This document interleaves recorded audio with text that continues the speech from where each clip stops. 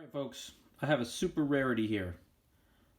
This is an Otto quad ring, or 4-ring, transitional mouthpiece. Obviously super rare. This is the very first super Tone Master.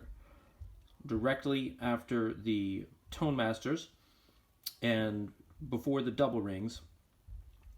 I just recently got this piece. I believe it is a prototype blank.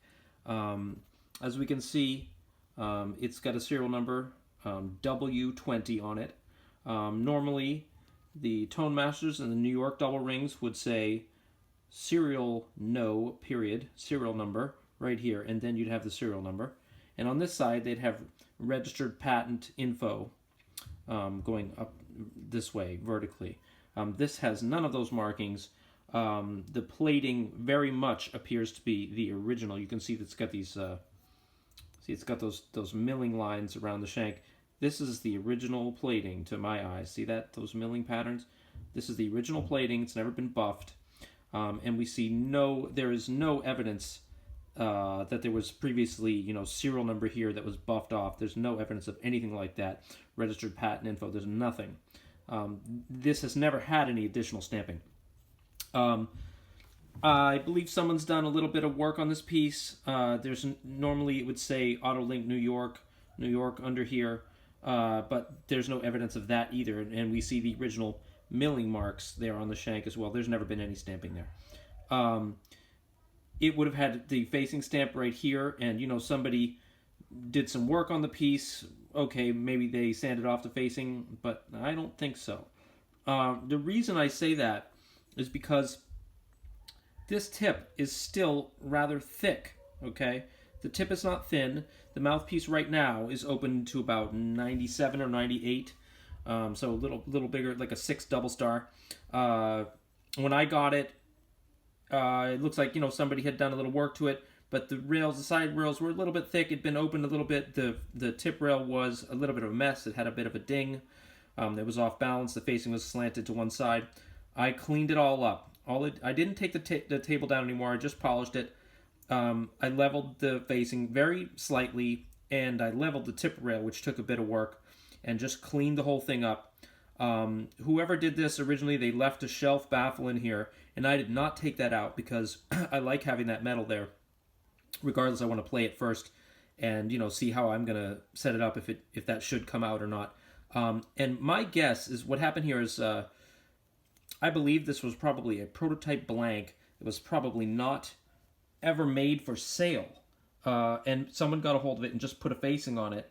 It probably never had, to my estimation, probably never had a facing stamp on the table or any other markings.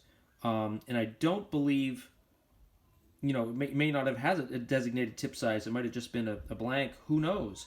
But the work that was done, it was already like a 96 when I got it, 97, and it was not very aggressively worked on. So it wasn't opened up much from there, because the side rails were really not thick, and it had a lot of plating on the sides. It just wasn't a lot done to it. It wasn't great. I set it up much more nicely. But it's kind of interesting. It had and still has what I would call like a kind of a Coltrane curve on it, meaning the back end of the facings is slightly long.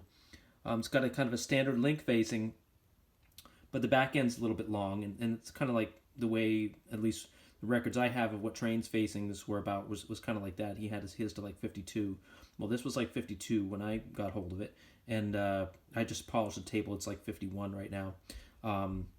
And really, I've never seen one of these ever. You can see some of them. There's a photo in one of those Jamie Aebersold booklets. It's got a photo of Trane playing one of these earlier ones, a triple ring or more, or maybe it's a 4-ring, but it says Tone Master on it. It's similar to this. Super rare. I've never seen one. I'm sure I will never see one again. And I fully expected it to be a kind of a dud, but really an awesome dud. But I put my finish on there, balanced the facing, and boy, does this thing play. I'm shocked. This thing really goes. So I'm going to play it on a few horns. I'm going to try it on SBA. I'm going to put on SBA, my 70,000 Count Red Hastings Mark 6, and a 100,000 Mark 6. So here we go. Okay, here we go. So This is a 38,000 SBA. This is a great playing and sounding horn that I overhauled with this missing link Holy Grail mouthpiece on this SBA like it would have been originally.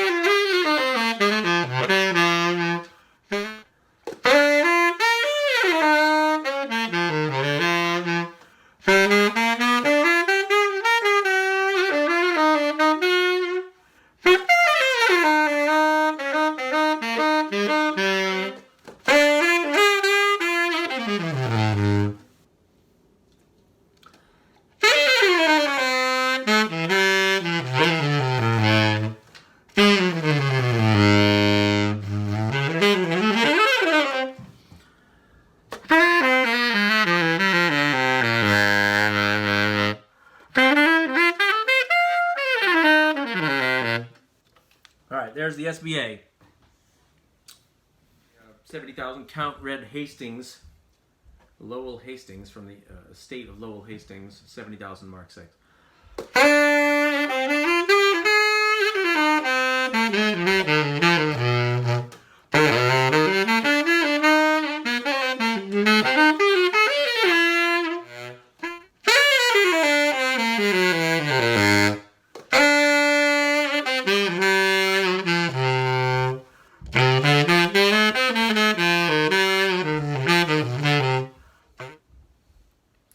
So this is a horn I'm very used to.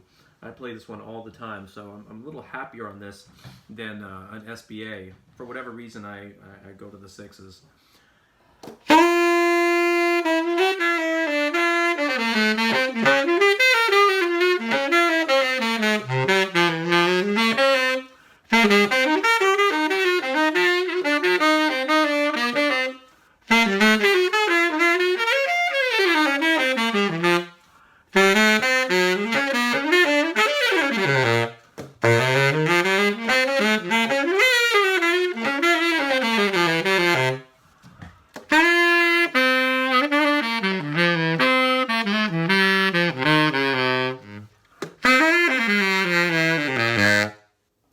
There's the 70,000. And here's the 100,000.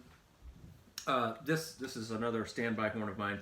It's basically, it loves every mouthpiece, loves every reed, and it's just so easy to play. It's basically like the golden retriever of Mark 6s. It just loves everybody and jumps on them, and you know, it's very docile. Pretty much plays itself.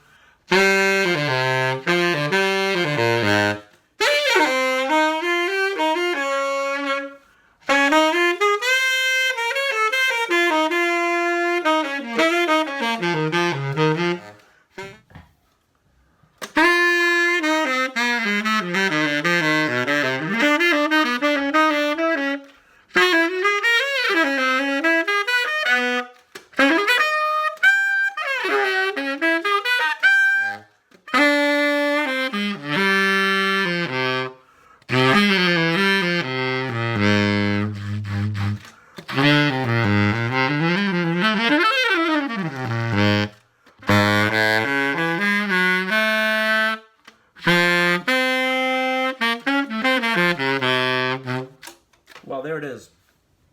There it is. What can I say? I'm as shocked as the next person. I never expected to get one of these ever, and there it is. And I have to say, you know, by all logic, it should just be, you know, a double ring with 2 extra rings on it.